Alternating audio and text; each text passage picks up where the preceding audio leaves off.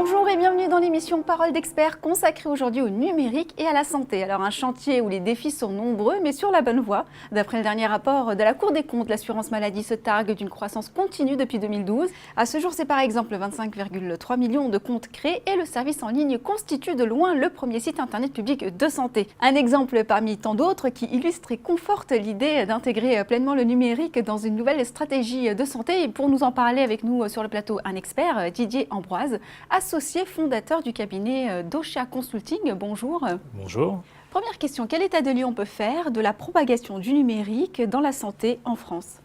On peut déjà faire le constat qu'il a le mérite d'exister, mais n'est pas suffisamment développé à mon sens, notamment au regard des enjeux technologiques du moment. Historiquement, le numérique en santé s'est développé sur des aspects administratifs, à l'hôpital notamment sur la partie facturation, également dans le monde des libéraux, notamment avec la facturation en tiers payant. Et donc c'est pour ça, et comme le dit la Cour des comptes dans son rapport, le premier site utilisé est le site de l'assurance maladie, mais qui n'est pas pour moi un service numérique de santé sur les aspects métiers, mais un service administratif de santé.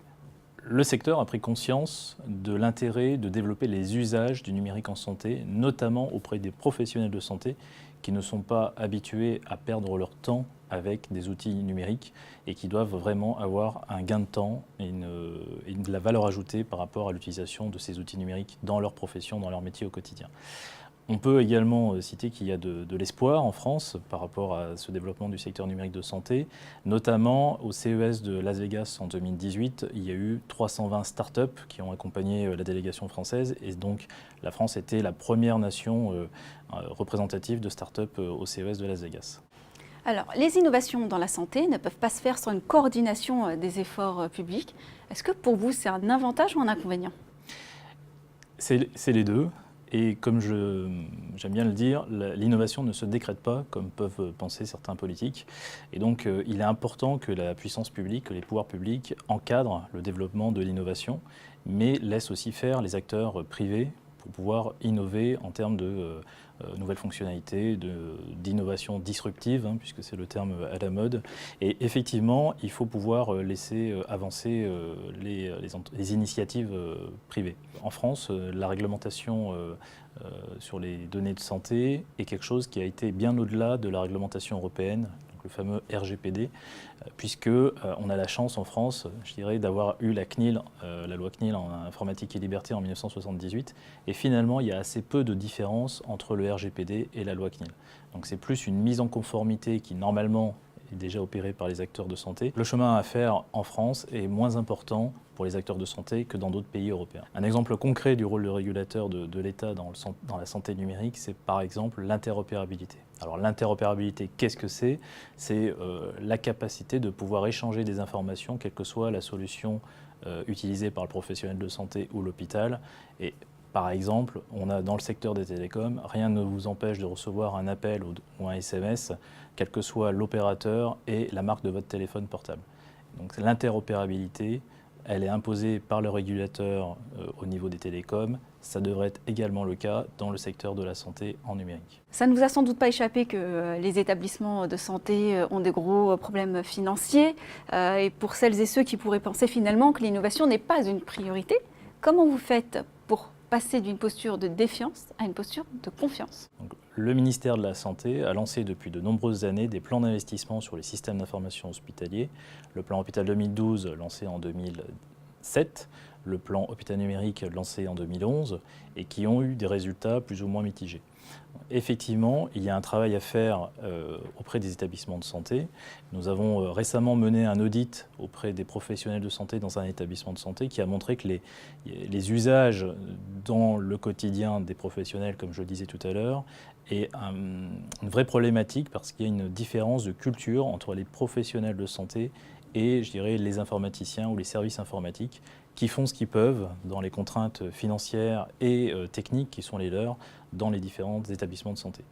Donc, pour moi, un des axes sur lesquels il faudrait travailler, c'est la conduite du changement, puisque je pense qu'il faut faire bouger les mentalités au sein des établissements de santé pour que le système d'information ne soit pas un centre de coût, mais un centre de profit. Et on l'a vu, nous, dans une mission qu'on a menée pour l'Auvergne-Rhône-Alpes tout récemment, on a co-rédigé, en tout cas on a tenu le stylo pour les professionnels de santé en faisant exprimer leurs besoins. Et on a réuni pendant quelques sessions de travail des professionnels de santé de toutes les professions, donc médecins, pharmaciens, infirmiers, sages-femmes, masseurs-kinés et d'autres professions de santé. Et on a vraiment construit un système d'information qui répondait à leurs besoins. Vous êtes aujourd'hui associé donc, du cabinet Dosha Consulting. Quelle est sa spécificité finalement sur le marché ?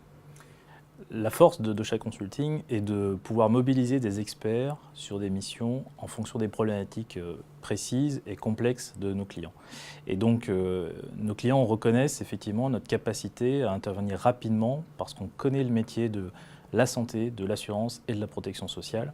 Et donc, effectivement, j'ai coutume de dire que notre connaissance de l'écosystème de santé nous permet d'être, je dirais, les facilitateurs du déploiement des usages du numérique en santé. Alors, vous avez évoqué tout à l'heure une expérimentation que vous avez réalisée en Auvergne-Rhône-Alpes, justement une expérimentation qui a duré 3 ans, positive, dont vous avez parlé à la ministre de la Santé. Et c'est quoi la suite des événements maintenant ? Alors effectivement, ça a été évoqué au conseiller de la ministre de la Santé. La suite des événements, c'est d'essayer de déployer ces outils dans les autres régions qui se lancent ou qui ont lancé des programmes dans la santé numérique et de partager nos retours d'expérience puisqu'on a une vraie retour terrain, je dirais, de la capacité à déployer ces outils de façon opérationnelle. Et en parallèle, on va accompagner les startups qui ont été identifiées et financées dans le cadre de cette expérimentation nationale, mais en région, pour pouvoir également les aider à se déployer, faire des rencontres dans le secteur de l'assurance, des mutuelles par exemple, des complémentaires santé, et également d'autres startups qu'on identifie au travers du partenariat qu'on a eu au travers du Hacking Health, qui est en fait un hackathon en santé dédié à Lyon et sur lesquels nous allons accompagner les 4 lauréats. Alors une démocratisation de l'innovation, ça passe aussi par une pédagogie pour modifier les comportements des professionnels de la santé. Qu'est-ce que vous proposez dans le concret chez Dosha Consulting pour répondre à ça ? Nous sommes partenaires de Centrale Supélec dans un master exécutif pour le montage et la conduite de projets de télémédecine et de e-santé. Et donc dans ce cadre-là, effectivement, j'interviens plutôt à la fin du cursus pour donner un retour d'expérience terrain. Et les précédentes promotions avaient trouvé que mon intervention était pertinente et auraient bien voulu la voir en amont. Mais il y a effectivement cette démarche pédagogique de pouvoir suivre le cursus debout, du début jusqu'à la fin et pouvoir ainsi, je dirais, avoir quelques billes et quelques éléments concrets pour essayer de déployer ces projets de télémédecine. Et donc la prochaine section est prévue en avril 2018 et j'invite toutes les personnes intéressées à consulter notre site internet et passer par nous pour pouvoir s'inscrire par exemple sur ce cursus Centrale Supélec. Eh bien l'appel est lancé. Vos projets et perspectives pour l'avenir ? Nous accompagnons toujours le ministère de la Santé sur son programme de refonte des systèmes d'information des SAMU. C'est un projet au long cours, comme je disais, qui va durer quelques années encore. Nous accompagnons également des clients sur le nouveau décret sorti en février 2018 sur la certification des hébergeurs de données de santé, qui pose des questionnements liés à la protection et à la sécurité des données personnelles de santé. Et nous avons des opportunités de développement à l'étranger et également peut-être des nouvelles modalités de réaliser du conseil en étant disruptive sur le secteur. Donc effectivement, de belles perspectives. Merci infiniment pour votre intervention. Merci à vous. Merci à vous de nous avoir suivis. On se retrouve bientôt pour un prochain numéro Parole d'expert.